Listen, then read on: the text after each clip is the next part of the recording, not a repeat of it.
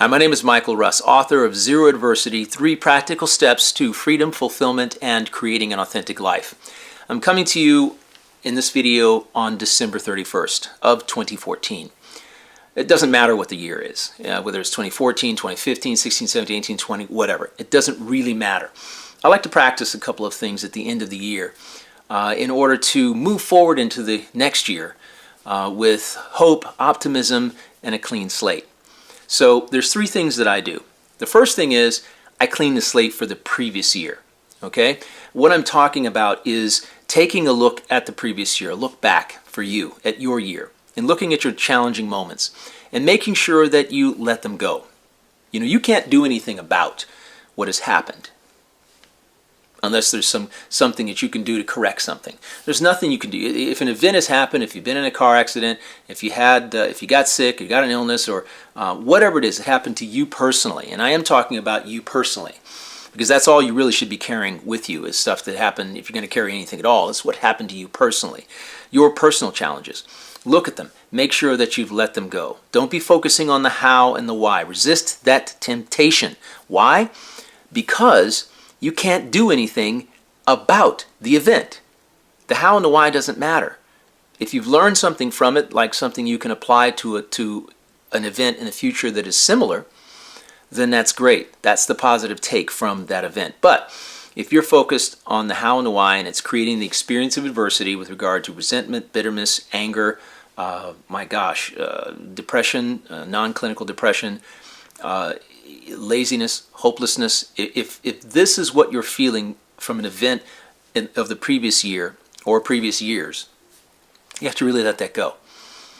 It's like beating your head up against the wall, because what happens is that all these little events add up, because it's not just one event, it's many events. You have to be able to let go of events so you can take that energy and emotion that you would otherwise be dedicating to that event that you cannot change, and you need to put it towards something that helps you progress as a human being, as a soul, as a person, right? That's the whole idea.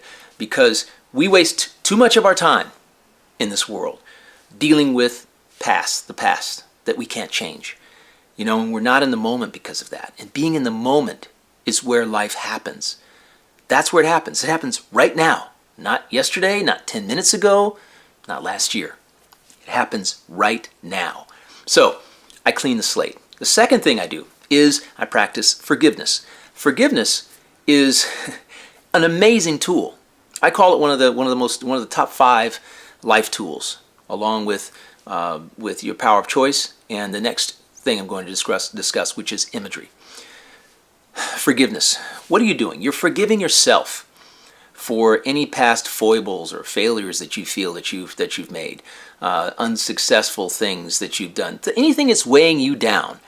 You think about it, and whether it's a relationship you left, or somebody left you, or whatever it is, a job that you don't no longer have, something you wish you had, whatever, something that you did that made something else occur, it doesn't really matter. If you're focused on something and you want to get rid of it, forgiveness is one of the best tools that you can employ to do this. You forgive yourself. I'm forgiving myself all the time for things that occur, both regardless of their degree or severity. Have to do that because you really can't change the past, and you can't go back and control something that's not controllable, and that's something that's already happened. So forgive yourself. Forgive some others for what they've done. You have no idea what their motivation was really at the core. No idea. And it's not your job to know. Okay? So it's not your job to get it, as I like to say. The third thing that I employ is imagery. Imagery is one of those top 5 tools, right? Imagery. Being able to imagine what your future will be. That is absolutely amazing. It's free, and you should actually make it your grandest vision. Okay? Why would you limit yourself? It's your imagination, right? So I use imagery. After I've cleaned the slate, forgiven myself and others, and I'm done with the previous year, I'm thinking now towards the next 12 months. What would I like to happen? And then I envision it happening and envision how I feel about it. I engage my emotions. It's in living color. It's got sound. It's got everything. It's like a movie, right? That you're sitting in a movie theater watching. That's what you want to create in your mind. Envision the success. Whether it happens or not is not important. Whatever your grandest vision is for the next year, that's one of the first steps. Imagery is one of the first steps that you use to actually see that it occurs. And then throughout the year, when you engage in things, if you have to meet someone for the first time, if you have to go into a business meeting, if you have to make a presentation, whatever it may be, if you have to pass a test, if you have to do something with a crowd of people, if you're playing sports or whatever, imagery is an important tool. Imagery helps you envision and create that success that you're looking for, that achievement, whatever that is that you need to do. I envision, when I used to take interviews, I would envision what would go on during the interview, how I would feel, how I would sit. I envision myself as a very powerfully centered human being, very confident, very self-confident. And I'd envision myself answering questions in a way that was direct, concise, to the point. That's what I would do, right? When I give presentations for about zero adversity for companies or organizations or schools, what I do is I sit down and I envision, before I go on, how I see myself being, how I see it going, okay? How I see myself reacting and responding to the audience, and how I present the material. That is what I do. Imagery, it's very, very powerful. I even use it on the golf course. I envision what my shot will be like. I envision that hole, what I will do during that hole. And it helps me. Whether or not, again, it happens exactly that way, it's powerful to envision it in living color, as if it already happened, as if I've already created that success. It's part of designing your life and making your life happen the way you want it to be. I don't say have a great day. I say make it a great day, because it's up to you to use your power of choice in imagery, and zero adversity, practicing the 3 steps to make your life what you want it to be. Okay, so those are my 3 things. Clean the slate, practice forgiveness, and practice imagery. Okay?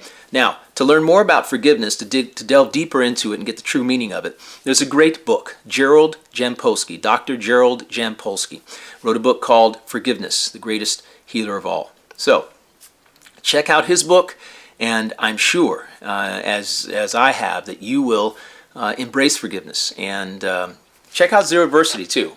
Zero Adversity, 3 practical steps to freedom, fulfillment, and creating an authentic life. This little short book, 70-page read, it's a 113-minute listen, will change the way that you encounter events in your life, any event in your life. And that's the whole idea, to use it as a life tool. You don't have to believe it. You don't have to change anything in your life. You don't have to transition. It's just your perception, the way you see events, the way you see what's going on around you. When you begin to employ a process that takes events and moves them in whatever way you see them going, that is a powerful process. Now, thank you so much for your time and your courtesy. Check out more videos, and you can contact me through michaeljruss.com. Thank you very much. Bye-bye now.